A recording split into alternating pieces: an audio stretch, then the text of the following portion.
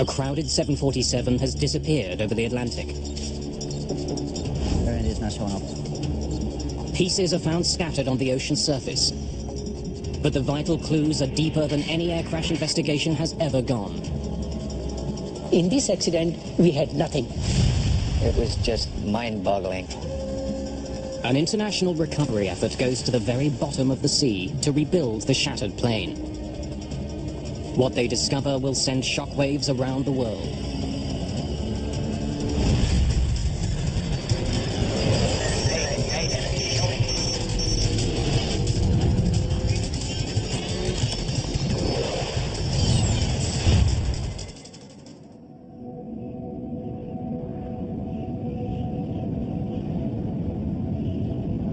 Early morning, June the 23rd, 1985.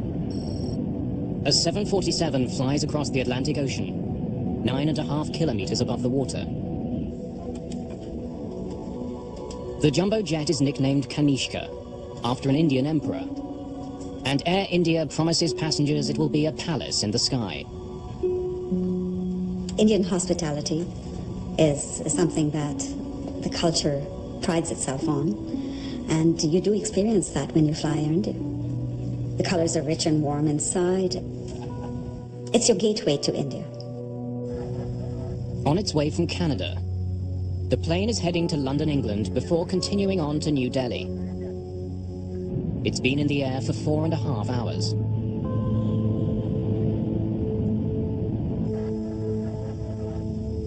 Captain Hansay Narendra is a veteran Air India pilot. Satwinder Binder is a captain too, who's serving as first officer on the flight. As the plane nears land, Binder talks with the flight's purser. Yes, sir? In Shah. Do me a small favor. At the back of the plane, seat 54, a boy is sitting there. He just wanted to have a look in the cockpit. Can I tell him now? After about 15 to 20 minutes.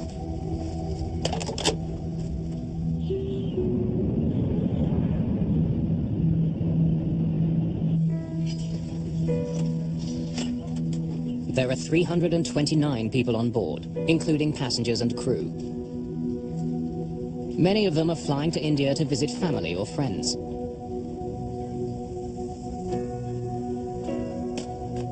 Vishnu Pada is traveling to India with his 2 daughters. Their mother, Lata, is already waiting for them there. We had decided that it would be the ideal year to take an extended vacation in India as a family. 6 minutes after 8 in the morning, co-pilot Binder makes radio contact with air traffic control in Ireland. Shanwick, Air India 182, good morning. Station call, Shannon. Go ahead again, please. Thomas Lane and Michael Quinn are working at the Shannon Control Center. Air India 182 is 51 north, 15 west at level 310. Estimate FIR at 0735. Air India 182, Shannon, roger. Cleared for London, flight level 310. Air India 182 is cleared to London, maintain 310. You want to come up front now? Yeah. Okay. Let's go.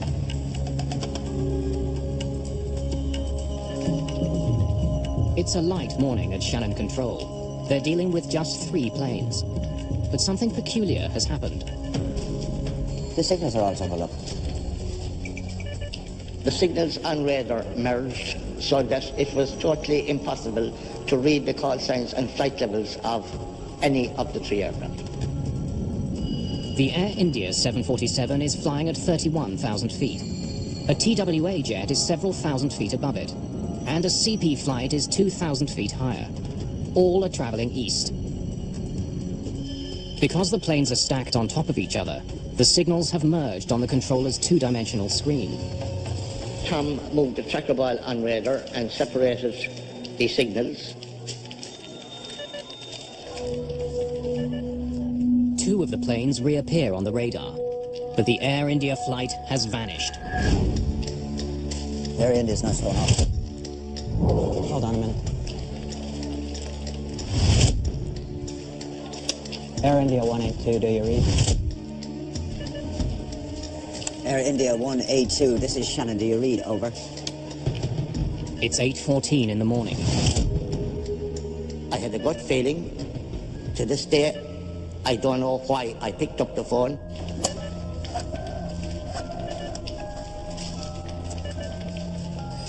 Yes, it's Michael Quinn at Shannon. We have a plane off radar. Normally, a distress call to search and rescue isn't made until a plane has been out of contact for more than 20 minutes. The Air India flight has been missing less than 60 seconds.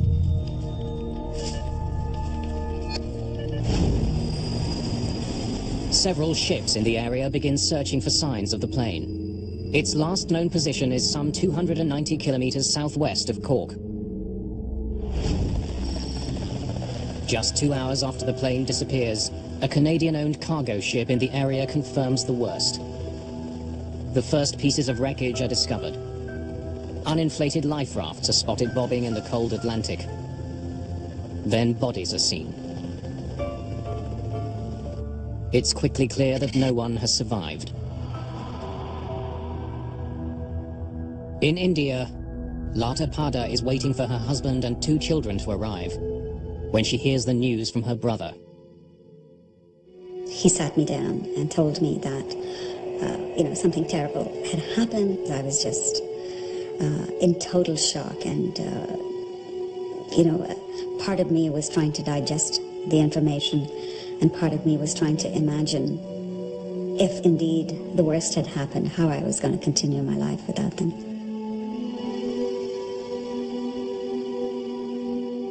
Dozens of bodies arrive in Cork. Many more will follow.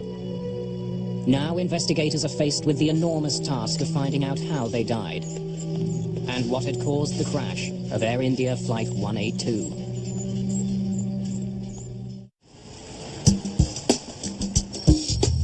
"130,000 people live in the city of Cork. Tucked into the southern coast of Ireland, it's long been a vital seaport.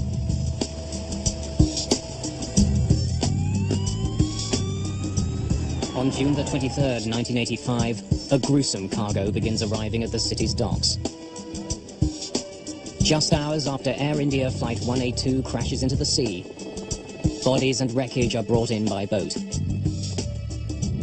Dr. Cumin Doyle is a pathologist at the Cork Regional Hospital.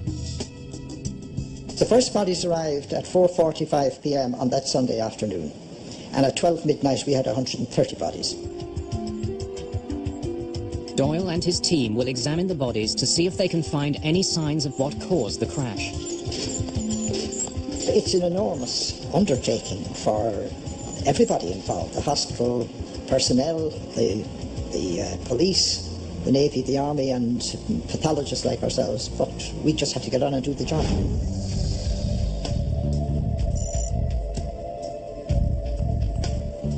There are so many autopsies to perform that Doyle moves the work into the building's gym.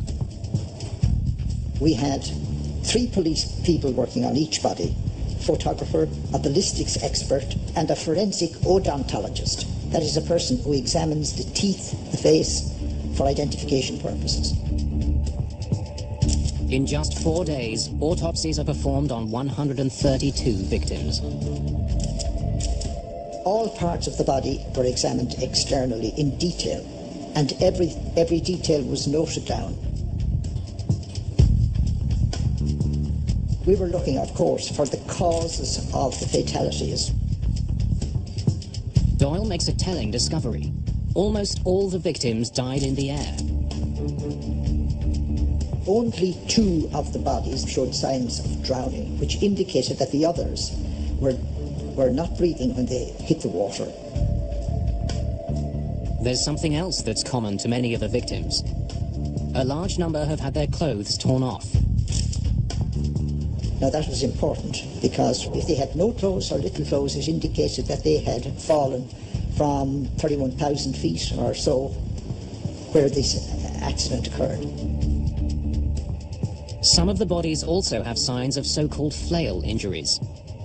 These are breaks specific to bones in the hips, shoulders, and other joints. HS Kohler is the lead investigator into the Air India disaster. The flail injuries tell him the passengers weren't in the plane when it hit the ocean. They are caused by tumbling, violent motion of the body in air. And that is the pattern of the injuries when a passenger is thrown out of the aircraft at a high altitude. The autopsies show that somehow the plane had been ripped apart high above the water. Passengers were thrown into the sky long before the plane crashed. Based on the injuries, we could only say that the plane had broken up at 31,000 feet. We couldn't say what the cause of the breakup was. The biggest challenge in this accident was that we had no physical evidence available to us in this accident in terms of wreckage, in terms of passengers, crew, or in terms of eyewitnesses. In this accident, we had nothing. The most important job of the investigators is to try to find the plane's black boxes. The two devices record cockpit conversation and other technical information about the flight of the plane.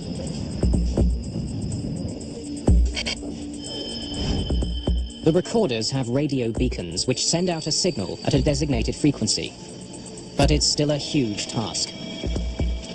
The boxes are more than 6,500 feet below the surface, and the radio signals last just 30 days. Salim Jiwa is a journalist who has investigated the Air India disaster. The search for the black boxes was urgent, and 3 countries participated in it: England, Ireland, and India. But even with such a massive response, early efforts are frustrated. 42 kilohertz. It's too high. It can't be there. Investigators are picking up radio signals, but they're at the wrong frequency. As the search continues, HS Kohler and his team study the maintenance history of the plane.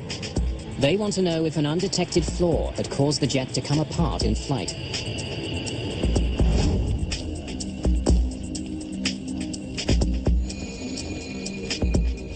They uncover a potentially important piece of information.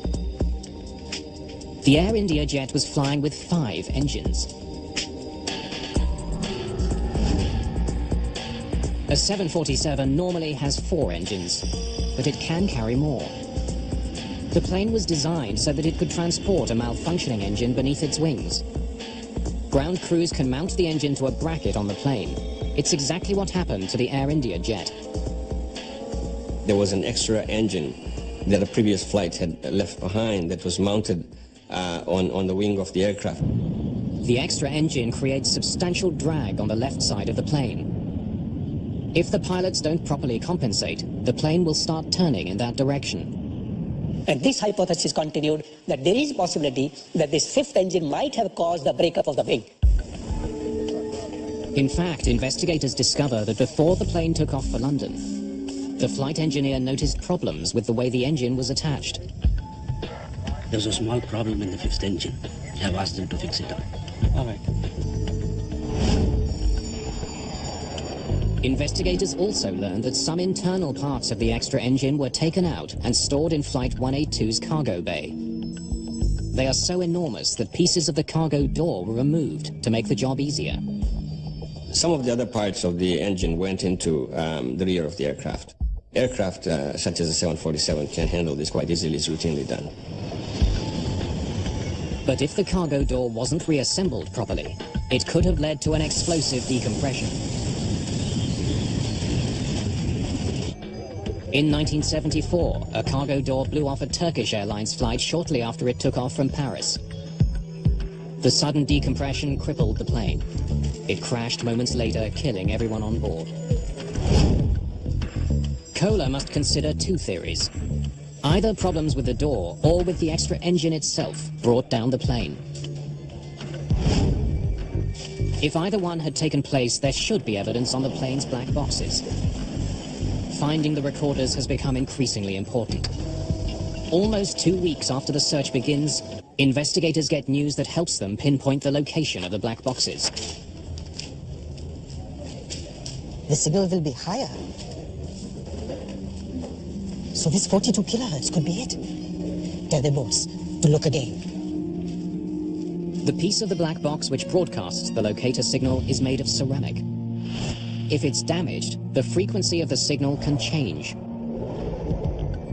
It means the strange frequency ships detected earlier could be the right one. Both the cockpit voice recorder and the flight data recorder are finally located. But they're so deep, it's difficult to bring them up. The aircraft was at 6,000 feet below the sea, and it was the depth that was sort of defeating. A deep-sea submersible is brought in.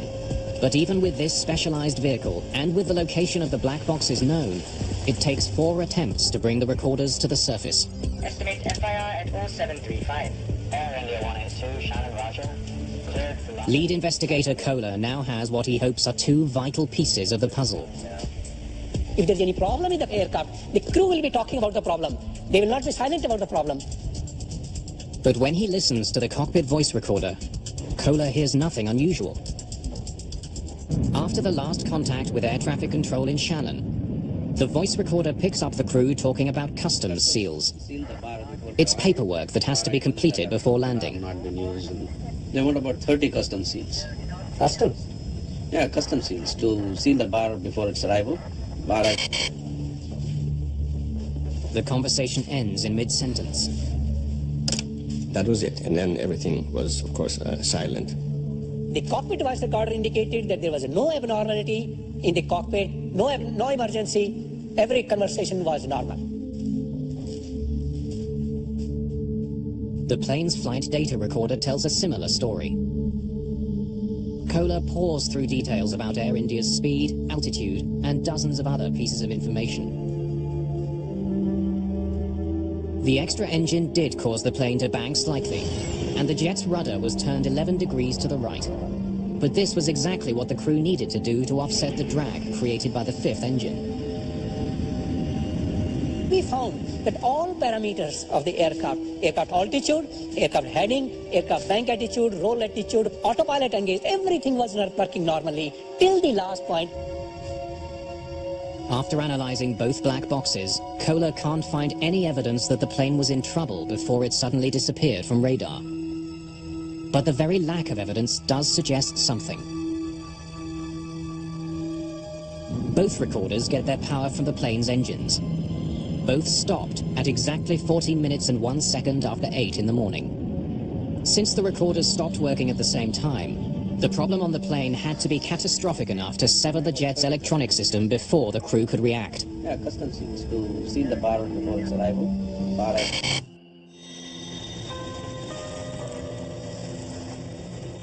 Investigators are becoming convinced that there are only 2 possible explanations for the crash: a devastating decompression or a bomb. They study the wreckage that's been found floating on the surface of the ocean, but it's just a small percentage of the entire plane. And none of it is helpful to investigators. It offers no clues to explain why the plane crashed. We knew there was no fire. We knew the aircraft was performing well. Everything was normal. There was no cockpit emergency, no warning. We got elimination of all the things, but we did not got the answer is what happened. To go to the cause of the accident, we had to go to the wreckage which was lying at the bottom of the sea. But what parts of the plane should investigators focus on? The black boxes were equipped with radio transmitters which made them easier to find. But the debris field is deep underwater and enormous, some 16 kilometers long and 6 kilometers across. How do investigators identify the one clue that will help them unlock the mystery? Roy Truman is an underwater salvage expert. He's brought in to do something that's never been done before: retrieve the ruined pieces of a jumbo jet from the bottom of the ocean. In hundreds of thousands of pieces, he needs to find the ones that will explain why the plane crashed. Up until that time, we had only been used with recovering small aircraft. Here we're talking about the 747, which was huge, and we had no idea of the size of the pieces and what we were going to find. Investigators know they can't bring the entire wreck to the surface. It's so deep it takes hours to recover a single piece. The submersible takes underwater video and still photos. Investigators use those to decide which pieces to bring to the surface. It was a narrow corridor, and at each end of the corridor, it was very light wreckage. All of the heavy stuff, engines, main aircraft structure was in the middle of the wreckage field. Like searching for a needle in an underwater haystack, investigators hope to discover the cause of the crash in a tangle of ruined metal. But autumn is coming. Soon the weather will turn bad, and they'll have to abandon their search. The key to unlocking the disaster still lies somewhere at the bottom of the ocean.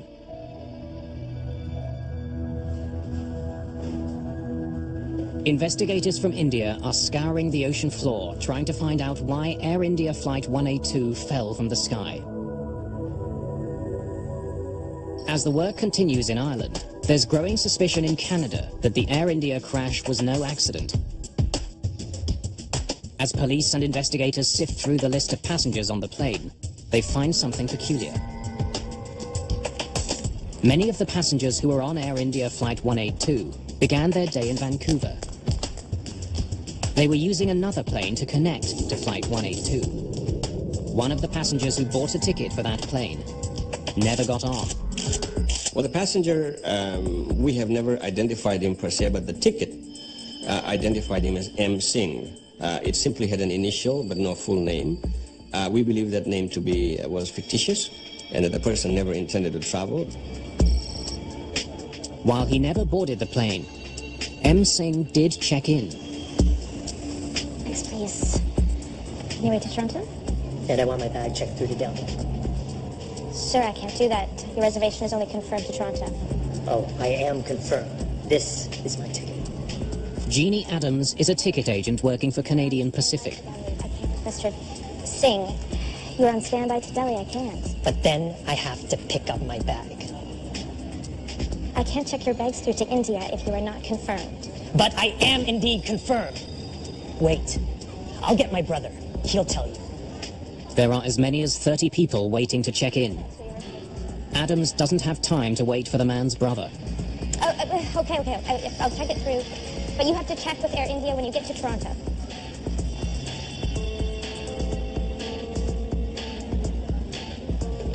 Proceed with 10B. Even though Singh doesn't have a ticket taking him to India, his bag is checked straight through. His luggage is loaded, but no one notices that Singh never boards the plane that leaves Vancouver. She broke the rules as they were. She should not have allowed that to go through for New Delhi Interline.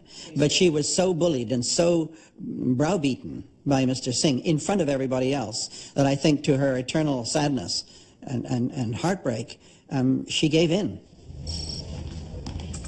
Singh's maroon bag didn't raise any concerns when it was loaded in Vancouver.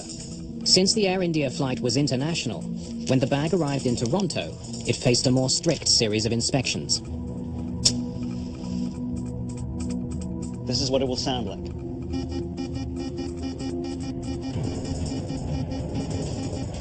John D'Souza is a security officer for Air India.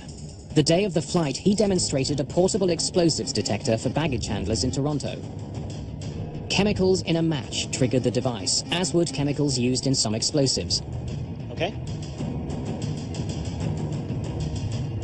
The portable device was put to use because the X-ray machine, which normally scans every piece of luggage, had broken down.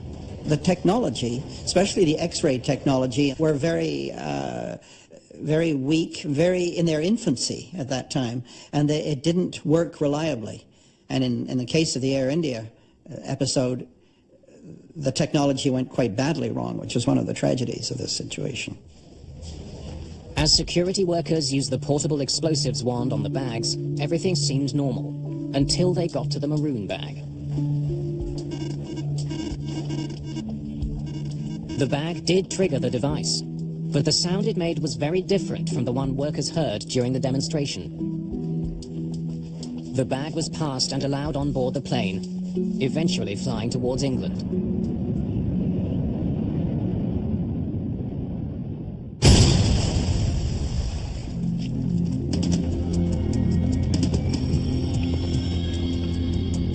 as Air India Flight 182 flies over the Atlantic Ocean carrying M. Singh's bag, an explosion rips through Tokyo's Narita airport. 2 baggage handlers are killed, 4 people are injured. A bomb has been hidden inside another piece of luggage that came from Vancouver. Luggage that was bound for another Air India jet. And it was headed for the cargo hold when it exploded on the ground. Once it was put on, the bag was probably just thumped a little bit, and it exploded as the 2 Japanese baggage handlers were putting it on a conveyor belt. Just as on Flight 182, one of the bags being moved in Tokyo was checked in by a passenger who never boarded the flight. There was no X-ray machines in use at Vancouver Airport. There was nothing to stop that bag from flying to Tokyo. There's a disturbing connection between the Tokyo bombing and the Air India flight. The tickets for the men who checked both bags were bought on the same day by the same customer. The single crash of Air India Flight 182 has suddenly become part of a much larger story.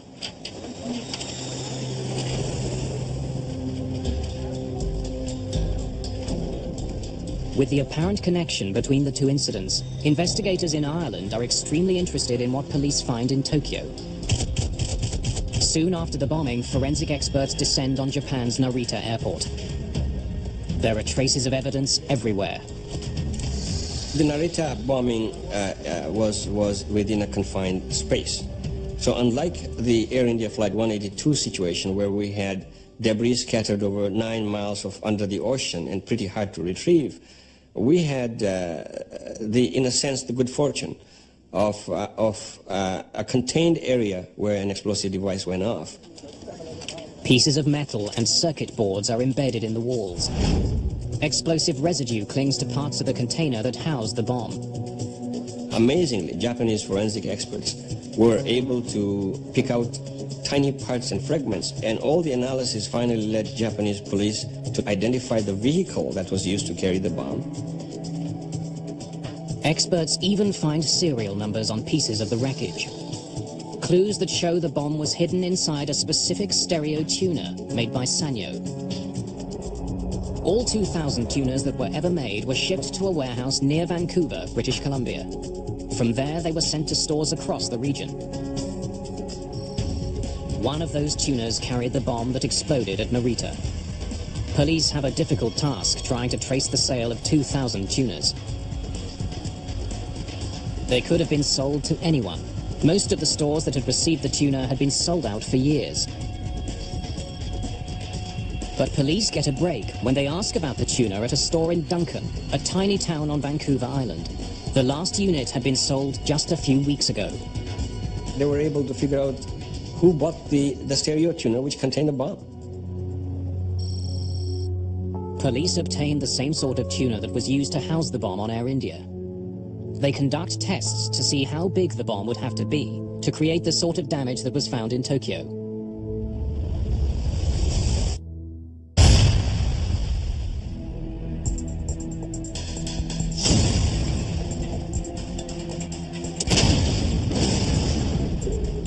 There was a progressive experimentation using dynamite to find out the extent of damage particular strands of dynamite would cause. They matched the size of the tuner fragments made after each explosion with the fragments that were found at Narita. They discover that just a few sticks of dynamite were likely used in the Tokyo bomb. But could just 4 sticks of dynamite really bring down a jet? Once they discover just how powerful the Narita bomb was, police place it into a fully loaded luggage container. The devastation is enormous. Any decompression caused by an event, an explosive device in a luggage hold, would be sufficient to cause catastrophic results for that aircraft. You don't need much. 4 sticks of dynamite can do the job.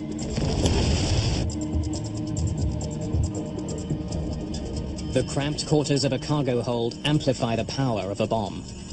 Tests conducted at Penn State University show that the shockwaves created from a bomb blast don't travel in just one direction, but reverberate inside a luggage container, building on each other, vastly increasing the initial force of the explosion. If a bomb had indeed exploded in the cargo hold of Air India, it would have caused enormous amounts of destruction.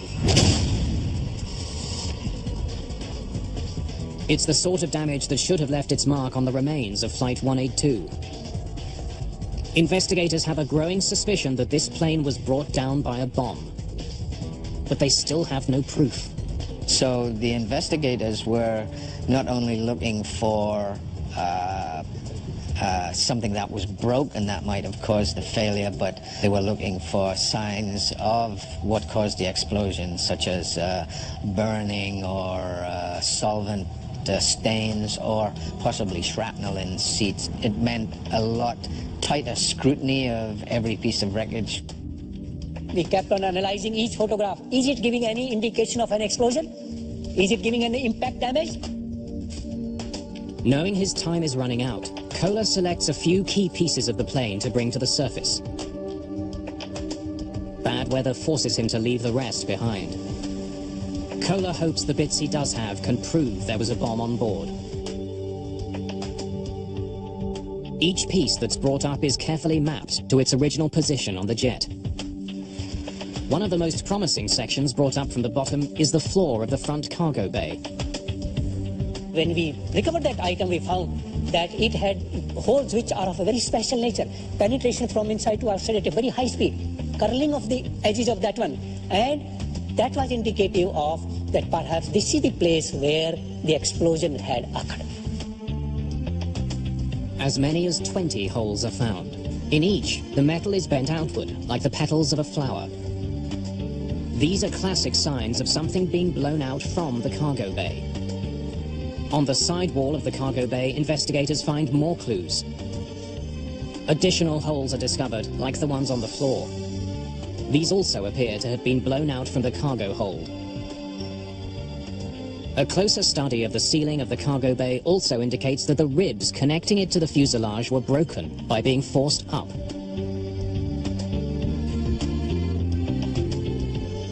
Investigators are convinced that the wreckage shows that a bomb had exploded in the forward cargo hold. If the bomb had gone off in the front of the plane, it would explain why the flight data recorder and cockpit voice recorder cut off so quickly.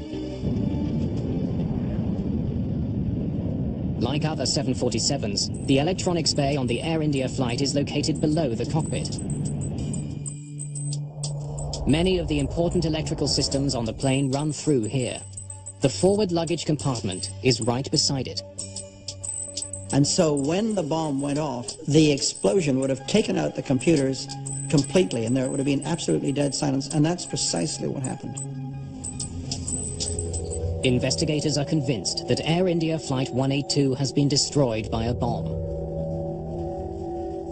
This was no accident. The crash of the passenger jet was a crime. Nobody thought that such an evil plot of blowing two aircraft simultaneously would occur from Vancouver. Exhaustive detective work creates a clear picture of what likely happened on board the Air India jet. In Toronto, M. Singh's bag is taken off the Vancouver flight and moved onto the Air India jet. It's put into a luggage container that's eventually placed at the front of the jet, right behind the plane's electronics bay. As the plane sailed over the Atlantic Ocean, the crew had no warning that a bomb was ticking down to disaster. They want about 30 custom seals. Customs? Yeah, custom seals to seal the bar before its arrival.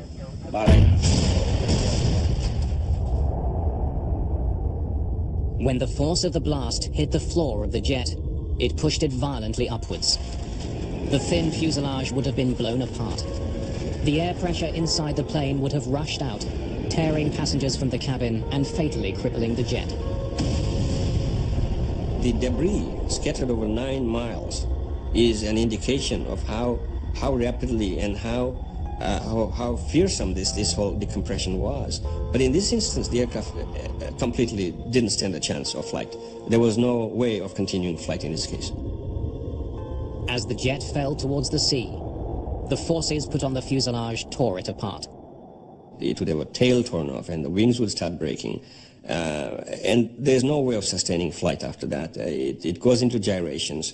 Once it goes into gyrations, there was just massive structural failure. After months of painstaking work, investigators believe they have unraveled the cause of the Air India crash. They've proven a bomb brought the plane down. It's now up to police to find the bombers. But with so many deaths, and so many more possible if the Narita bomb had exploded in mid-air, there's immediate interest in making passenger jets safer. This was one of the biggest disasters in the Indian aviation history. And it could have been avoided if the procedures were in place. As the hunt for the killers continues, extraordinary steps are taken to tighten security and to see if jets can be made to withstand the force of a bomb.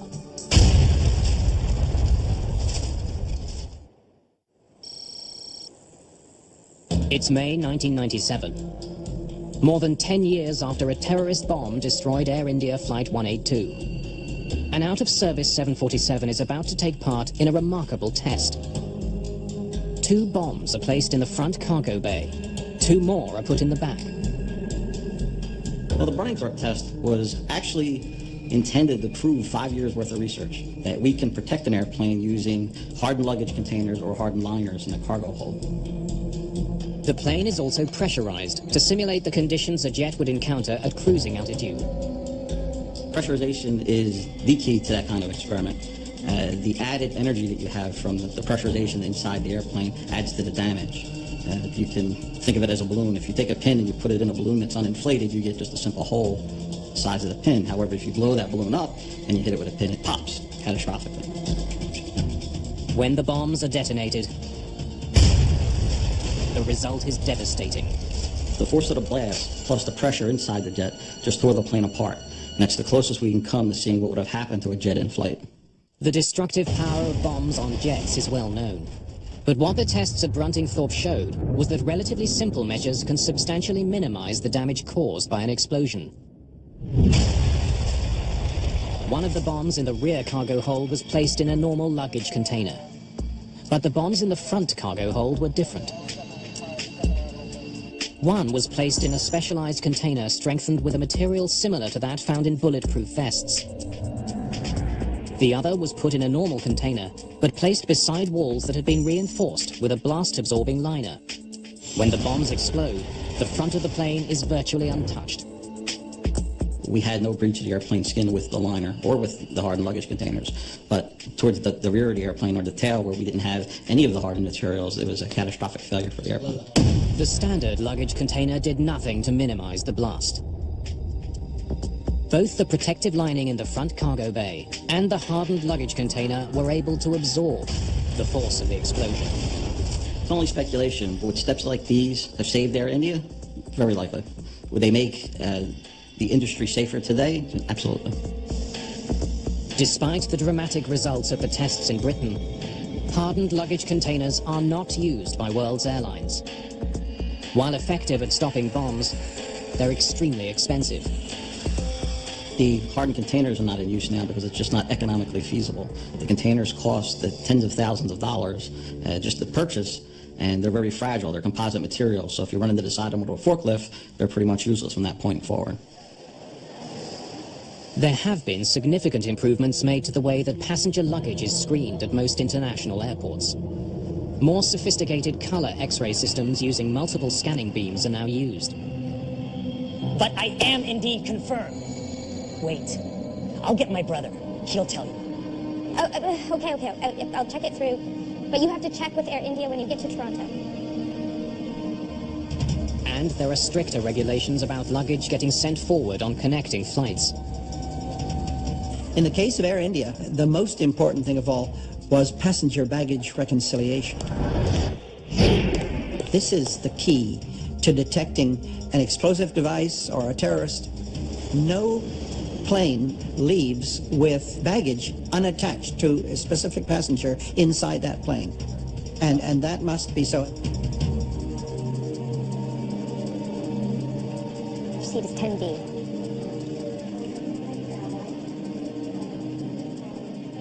think one of the most difficult piece of news for the families to accept was the many ways in which this tragedy could have been prevented. I mean, it was absolutely unforgivable that a bag could be interlined to another destination without a passenger accompanying it. The quality of training that security guards at airports get also came under scrutiny during the years after the Air India crash. It's still an area of concern for some security experts. There's a real failure to train security personnel. And that failure is because you cannot pay rent-a-cops subsistent wages to look after your security when you get on board an aircraft. In the Air India case, police eventually traced the bombing to Sikh extremists living in Canada. They're fighting to have an independent Sikh homeland created in India. The man who confessed to assembling the bomb is sent to prison. The man suspected of masterminding the plot is killed several years later while under arrest in India. Both men had deep ties to Canada's West Coast Sikh community. It's a connection that still bothers Lata Pada. It was a deliberate act of terrorism, and hurts even more that they were executed by Canadians on Canadian soil against Canadians. More than 20 years after the destruction of the Air India flight, the shock of the day is still fresh. And many questions remain unanswered. We still don't know who the two people were who checked in the bags. Apart from the basics of who made the bomb, we don't know much about who else assisted them. We don't know who picked up those tickets. There's a vow of silence that has hindered the investigation. This inquiry will be launched immediately. In 2006, the Canadian government launched an inquiry into the Air India bombing, another investigation of what happened and why. The shocking death of so many is a continuing source of anger and disbelief. No matter what the inquiry finds, the sobering facts are the same. 329 people killed in an instant. There are memorials now in Ireland and Canada, mourning the victims of the Air India crash, marking the day a terrorist bomb ripped through the lives of so many. It's just so tragic about all our lives that we lead. Every day is an ordinary day in our lives, but some days, unexpectedly, something completely, totally unexpected shatters your life, and that was one of those moments.